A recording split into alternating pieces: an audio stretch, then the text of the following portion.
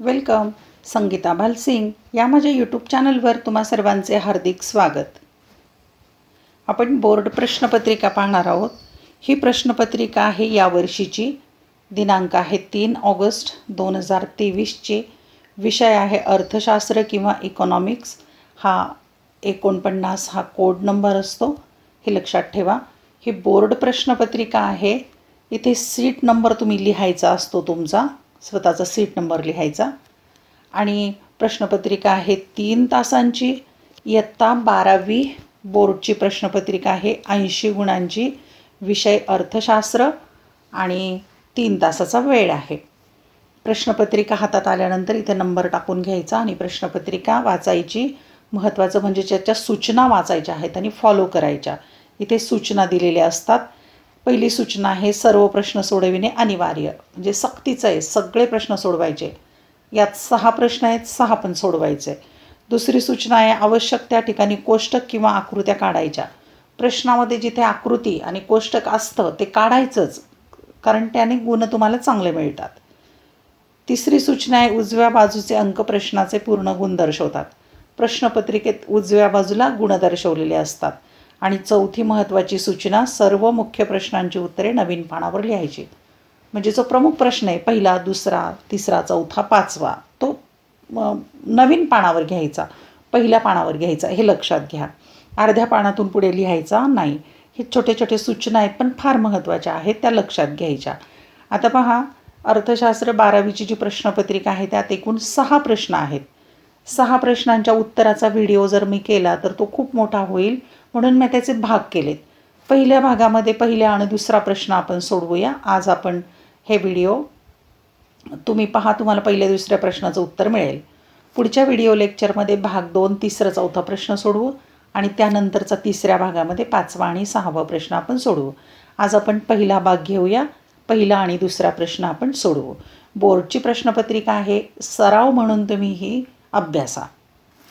पाहूया कसे प्रश्न आलेले आहेत. प्रश्न पहिला आलेला आहे तो आहे पहा. आता प्रश्न एकूण पहिला जो आहे तो एकूण 20 गुणांचा आहे, पण त्यातला जो आहे तो 5 गुणांचा, कारण यात 4 प्रश्न आहेत. 5 चोक 20, 5 गुणांचे 4 प्रश्न. त्यातला आहे खालील विधाने पूर्ण करा आणि त्याला 5 गुण आहेत. 1.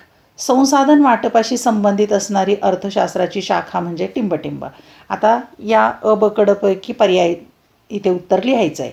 सूक्ष्म अर्थशास्त्र, स्थूल अर्थशास्त्र, अर्थमिती, कृषी अर्थशास्त्र, यापैकी जे अचूक उत्तर आहे ते इथे लिहायचं आहे आणि त्याच्याखाली 2 रेषा मारायच्या पेन्सिलने, हे लक्षात घ्या. आता उत्तर काय आहे याचं, तर याचं उत्तर आहे म्हणजे सूक्ष्म अर्थशास्त्र. मग तुम्ही पूर्ण वाक्यामध्ये लिहायचं आहे संसाधन वाटपाशी संबंधित असणारी अर्थशास्त्राची शाखा म्हणजे सूक्ष्म अर्थशास्त्र, आणि मग त्याच्याखाली 2 रेषा मारायच्या, नंतर एक ओळ सोडायची आणि मग दुसरा प्रश्न किंवा दुसरं विधान लिहायचं. एका जादा संख्येच्या विक्रीनंतर एकूण प्राप्तीत झालेली निव्वळ वाढ म्हणजे टिंबटिंब. पर्याय एकूण प्राप्ती, सीमांत प्राप्ती, सरासरी प्राप्ती, सीमांत खर्च. याचं अचूक उत्तर जे आहे ते आहे म्हणजे सीमांत प्राप्ती. हे सगळी पूर्ण विधानं लिहायची. एका जादा संख्येच्या विक्रीनंतर एकूण प्राप्तीत झालेली निव्वळ वाढ म्हणजे सीमांत प्राप्ती, आणि सीमांत प्राप्तीखाली 2 रेषा मारायच्या. पुन्हा एक ओळ सोडून द्यायची आणि पुढचं विधान लिहायचं आहे. क्रमांक 3. मागणी व किंमत यांचा फलनसंबंध खालीलपैकी टिंबटिंब या सूत्राने दर्शवता येईल. आता सूत्र दिलेले आहेत 4. मध्ये दिले आहे dx बरोबर f कंसामध्ये px, dx बरोबर f कंसामध्ये p2, dx बरोबर f कंसामध्ये y, आणि दिले dx बरोबर f कंसामध्ये t. याचं अचूक उत्तर जे आहे ते आहे म्हणजे dx बरोबर f कंसामध्ये px, म्हणजे मागणी हे किमतीचं फलन आहे. नंतर एक ओळ सोडून पुढचं विधान लिहायचं. भारतातील राष्ट्रीय उत्पन्न समितीचे स्थापना वर्ष. 4 पर्याय दिलेत: 1952, 1949, 1947 आणि 1950. याचं अचूक उत्तर जे आहे ते आहे 1949, म्हणजे आता तुम्ही मी लिहिलं आहे, तुम्ही लिहायचं नाही, तर तिथे 1950 असं वर्ष लिहायचं आहे, हे लक्षात घ्या. नंतर 5वं विधान आहे, जेव्हा एकूण उपयोगिता टिंबटिंब तेव्हा सीमांत उपयोगिता ऋण होते. पर्याय वाढते, स्थिर असते, घटते, शून्य असते. याचं अचूक उत्तर जे आहे ते क म्हणजे घटते. पूर्ण विधान लिहायचं. जेव्हा एकूण उपयोगिता घटते तेव्हा सीमांत उपयोगिता ऋण होते. घटते शब्दाखाली 2 रेषा लिहायच्या. आता प्रश्न ब आहे. पहिल्यातलाच ब आहे विसंगत शब्द ओळखा. त्याला 5 गुण आहेत. 1. मागणीच्या लवचिकतेचे प्रकार. आता कोणकोणते दिलेले आहेत ते पाहून त्यात गटात न बसणारा शोधायचा आहे. वेगळा शब्द. उत्पन्न लवचिकता, एकक लवचिकता, छेदक लवचिकता, किंमत लवचिकता. आता यात लवचिकतेचे प्रकार उत्पन्न आहे, छेदक आहे आणि किंमत आहे, पण एकक लवचिकता नाही, म्हणून तो गटात बसत नाही. म्हणून उत्तर लिहायचं एकक लवचिकता. क्रमांक 2. उत्पादनाचे घटक. नफा, श्रम, भांडवल, संयोजक. आता यामध्ये नफा उत्पादनाचा घटक नाही आहे. श्रम, भांडवल, संयोजक उत्पादनाचे घटक आहेत, पण नफा संयोजकाला कामाबद्दलचा मिळणारा मोबदला आहे. म्हणून याचं गटात न बसणारा शब्द येणार आहे नफा. क्रमांक 3. स्पर्धेनुसार बाजाराचे प्रकार. पूर्ण स्पर्धा, मक्तेदारी, अल्पाधिकार, अल्पकालीन बाजार. आता स्पर्धेनुसार बाजाराचे प्रकार पूर्ण आहे, मक्तेदारी आहे आणि अल्पाधिकार आहे, पण अल्पकालीन बाजार नाही, तो काळानुसार प्रकार आहे, म्हणून गटात बसत नाही. म्हणून उत्तर आहे अल्पकालीन बाजार. क्रमांक 4. बँक खात्याचे प्रकार. बचत खाते, डीमॅट खाते, आवर्ती ठेव खाते, चालू ठेव खाते. आता यामध्ये बचत, आवर्ती आणि चालू ठेव हे जे बँक खात्याचे प्रकार आहे, पण डीमॅट खातं एक वेगळा प्रकार आहे, बँक खात्याचाच पण वेगळा प्रकार, म्हणून उत्तर आहे डीमॅट खाते. 5. सार्वजनिक खर्चाचे वर्गीकरण. महसुली खर्च, भांडवली खर्च, उपभोग खर्च आणि विकास खर्च. यामध्ये महसुली, भांडवली आणि विकास खर्च सार्वजनिक खर्च आहेत, पण उपभोग खर्च हा ग्राहकांच्याकडून केला जातो, म्हणून गटात न बसणारा शब्द आहे उपभोग खर्च. प्रश्न क्रमांक पहिल्यातलाच क आहे. अर्थशास्त्रीय पारिभाषिक शब्द लिहा. 5 गुण आहेत आणि 5 सोडवायचे. 1. वस्तूची विक्री वाढवण्यासाठी करावा लागणारा खर्च, त्याला म्हणतात विक्री खर्च किंवा जाहिरात खर्च, पण विक्री खर्च लिहा. 2. करदात्याच्या उत्पन्न आणि संपत्तीवर दिला जाणारा कर, तो आहे प्रत्यक्ष कर असतो, डायरेक्ट टॅक्स. 3. वस्तूमध्ये असणारी मानवी गरज भागविण्याची क्षमता, ती आहे उपयोगिता. मी खाली उत्तर लिहिलेलं आहे. 4. उत्पादन कार्यात भांडवली यंत्रसामग्रीची होणारी झीज, त्याला म्हणतात घसारा. आणि 5. अशी इच्छा जिला खरेदी शक्तीचे पाठबळ आणि ते खर्च करण्याची मानसिक तयारी असते, त्याला म्हणायचं मागणी. 1 मार्काला आहे. व्यवस्थित लिहायचं. एक विधान लिहायचं, पारिभाषिक शब्द लिहायचा उत्तराचा, परत एक ओळ सोडायची. असं प्रत्येक ठिकाणी करा. सुव्यवस्थित नीटनेटका पेपर लिहा. ड प्रश्न आहे. सहसंबंध पूर्ण करा. तो 5 गुणांच्यासाठी. 1. पेन आणि शाई याचा संबंध कशाशी ते लिहायचा आहे. आता इथे चहा आणि कॉफी जशा पर्यायी वस्तू आहेत, मग पेन आणि शाई कोणत्या वस्तू आहेत, तर त्या आहेत पूरक वस्तू, असं लिहायचं चौकटीमध्ये. 2. सूक्ष्म अर्थशास्त्र झाड, तर स्थूल अर्थशास्त्र इथे उत्तर लिहायचं आहे ते जंगल. क्रमांक 3 आपण पाहूया. क्रमांक 3 इथे चौकटीत उत्तर लिहायचं आहे. मूळ वर्ष किंमत आहे ती, आणि P1 म्हणजे काय, चालू वर्ष किंमत. आता मूळ वर्षाच्या किंमतीला काय सांकेतिक अक्षर आहे, तर ते आहे P0. क्रमांक 4 मागणी वक्र कसा असतो ते इथे उत्तर लिहायचं आहे. पुरवठा वक्र वर जाणारा, तर मागणी वक्र असतो खाली येणारा. क्रमांक 5 तात्विक अडचण आहे हस्तांतरित देणे, तर मालाच्या साठ्याचे मूल्य ही कोणती अडचण आहे इथे उत्तर लिहायचं आहे. त्याचं उत्तर येणार आहे व्यावहारिक किंवा सांख्यिकीय अडचण. दोन्हीपैकी कोणताही शब्द लिहिला तरी बरोबर आहे. प्रश्न क्रमांक दुसरा प्रश्न आहे तो 12 मार्कांचा आहे, आणि त्यामध्ये अ प्रश्न जो आहे तो 6 मार्कांचा आणि ब 6 मार्कांचा. अ प्रश्न पाहूया. खालील उदाहरणांच्या आधारे संकल्पना ओळखून ती स्पष्ट करा, आणि कोणत्याही 3 सोडवायच्या. 5 दिलेल्या आहेत. आता इथे संकल्पना ओळखायला 1 गुण आणि त्याचं स्पष्टीकरण लिहायला 1 गुण, असं 3 संकल्पना सोडवल्या की 6 गुण मिळतील. 1. सविताने एका विशिष्ट उद्योगातील वैयक्तिक उत्पन्नाची माहिती गोळा केली. 2. भारताने इराणकडून पेट्रोल खरेदी केले. 3. प्रकाशला राज्य सरकारकडून दरमहा 15,000 रुपये निवृत्तीवेतन मिळते. 4. मिठाची किंमत 20 रुपयावरून 50 रुपये झाली तरी मिठाच्या मागणीत कोणताच बदल झाला नाही. 5. मीनाने एक रकमी 1.5 लाख रुपये एका वर्षाकरता बँकेत जमा केले. आता आपण याची संकल्पना पण ओळखू आणि त्याचं स्पष्टीकरण पण करूया. नंबर 1. सविताने एका विशिष्ट उद्योगातील वैयक्तिक उत्पन्नाची माहिती गोळा केली. आता याचं उत्तर लिहायचं, उदाहरणातील संकल्पना लिहायच्या अगोदर. वैयक्तिक घटकाचा अभ्यास लिहा किंवा सूक्ष्म अर्थशास्त्र, दोन्हीपैकी एक लिहिलं तरी चालेल किंवा दोन्ही लिहा. इथे 1 गुण मिळेल तुम्हाला. आता लिहायचं आहे आपल्याला संकल्पनेचं स्पष्टीकरण लिहिलं की आणखी 1 गुण मिळेल. अर्थव्यवस्थेतील एखाद्या विशिष्ट घटकाचा स्वतंत्रपणे केलेला अभ्यास म्हणजे वैयक्तिक घटक अभ्यास होय. उदाहरणार्थ सूक्ष्म अर्थशास्त्रात विशिष्ट उद्योगाचा विशिष्ट वैयक्तिक उत्पन्नाचा केलेला अभ्यास होय. हे झाले सूक्ष्म अर्थशास्त्र. 2. भारताने इराणकडून पेट्रोल खरेदी केले. उत्तर लिहायचं आहे आपल्याला 2 गुणांच्यासाठी. उदाहरणातील संकल्पना आहे आयात व्यापार, याला 1 गुण मिळेल. आणि संकल्पनेचे स्पष्टीकरण करण्यासाठी 2रा गुण. स्पष्टीकरण लिहायचं आहे, एका देशाने दुसऱ्या देशाकडून केलेली वस्तू व सेवांची खरेदी म्हणजे आयात व्यापार होय. 3. प्रकाशला राज्य सरकारकडून दरमहा 15,000 रुपये निवृत्ती वेतन मिळते.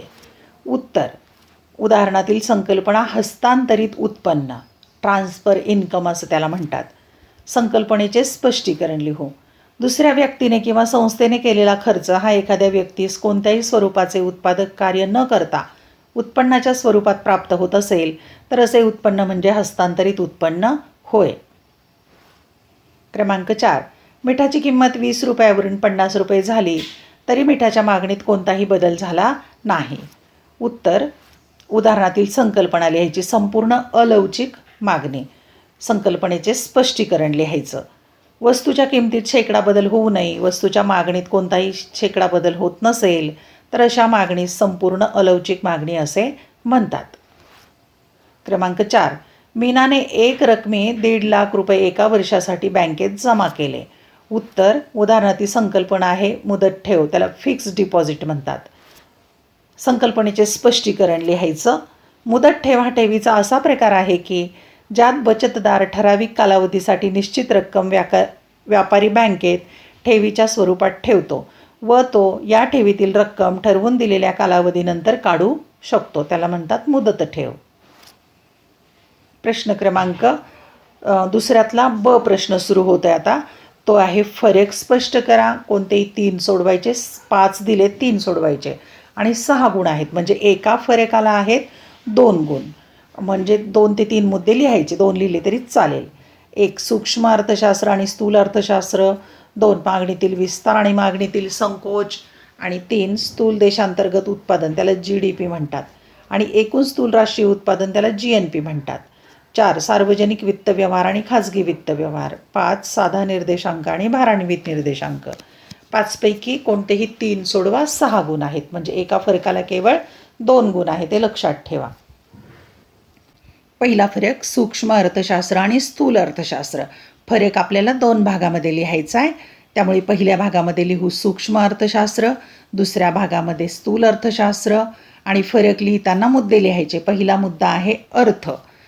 अर्थ लिहिला की 1 गुण मिळेल. फरकाच्या संदर्भात पहिल्यांदा मुद्दा अर्थ लिहायचा असतो. अर्थ लिहूया सूक्ष्म अर्थशास्त्राच्या संदर्भातला. मॉरिस डॉब यांच्या मते अर्थव्यवस्थेचे सूक्ष्मदर्शी अध्ययन म्हणजे सूक्ष्म अर्थशास्त्र होय. स्थूल अर्थशास्त्राचा अर्थ पाहू. कार्ल शापिरो यांच्या मते स्थूल अर्थशास्त्र अर्थव्यवस्थेच्या संपूर्ण कार्यपद्धतीशी संबंधित आहे. फरकाचा दुसरा मुद्दा लिहायचा व्याप्ती.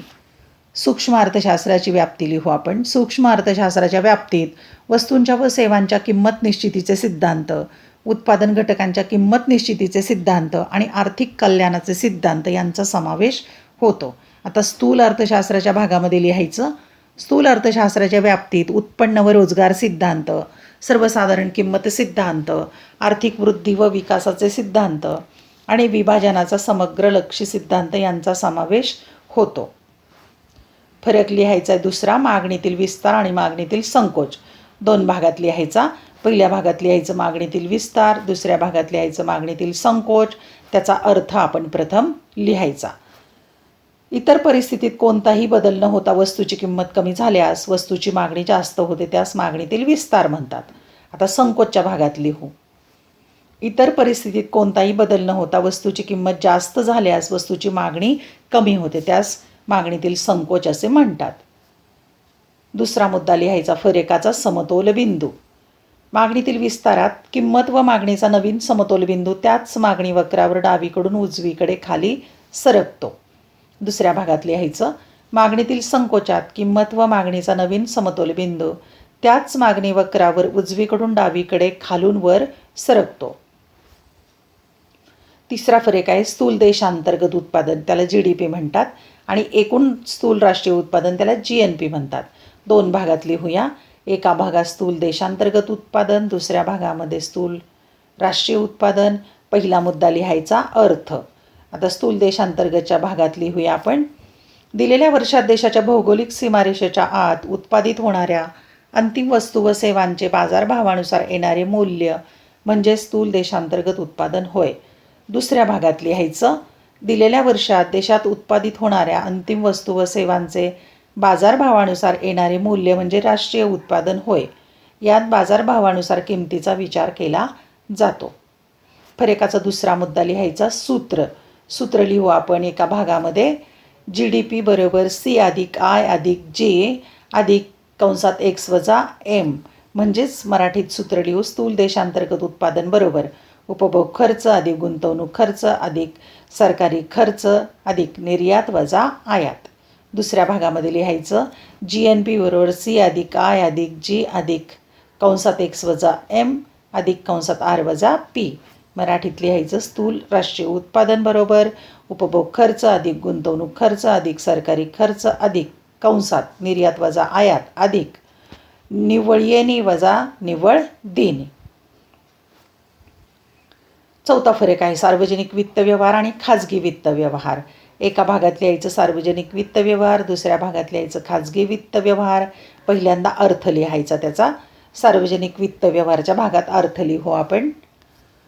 सर्वसामान्य नागरिकांना महत्तम लाभ मिळवून देण्याच्या उद्देशाने शासनाने केलेले वित्त व्यवहार म्हणजे सार्वजनिक वित्त व्यवहार होत.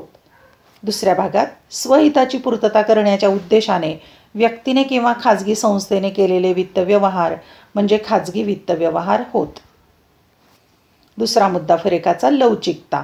एका भागात लिहायचं, सार्वजनिक वित्त व्यवहार अधिक लवचिक असतात, सार्वजनिक वित्त व्यवहारात बदल करण्यास वाव असतो. दुसऱ्या भागात लिहायचं, खाजगी वित्त व्यवहार कमी लवचिक असतात, खाजगी वित्त व्यवहारात बदल करण्यास फारसा वाव नसतो. पाचवा शेवटचा फरक साधा निर्देशांक आणि भारान्वित निर्देशांक.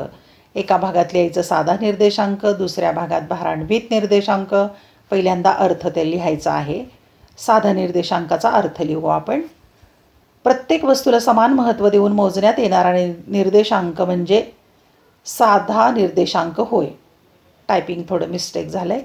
भारान्वितच्या भागामध्ये लिहूया आपण. प्रत्येक वस्तूला योग्य भार किंवा महत्त्व देऊन मोजण्यात येणारा निर्देशांक म्हणजे भारान्वित निर्देशांक होय. स्वरूप. दुसरा फरकाचा मुद्दा लिहायचा. एका भागात साध्या निर्देशांकाचे मापन तुलनेने अधिक सोपे असते, दुसऱ्या भागात भारान्वित निर्देशांकाचे मापन तुलनेने अधिक अवघड असते. धन्यवाद. अशा प्रकारे आपण इयत्ता 12वी अर्थशास्त्र बोर्ड विषयाची प्रश्नपत्रिका सोडवत आहोत.